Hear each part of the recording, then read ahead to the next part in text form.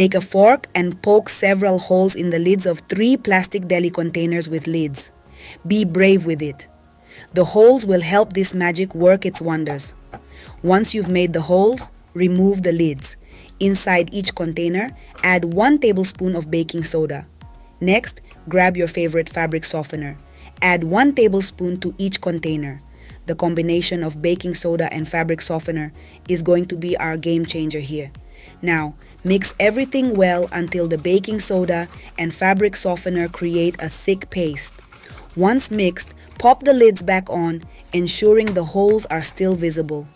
At least once, all of us have struggled with damp, musty smells in certain parts of the house. Closets, bathrooms, basements, or even near the laundry.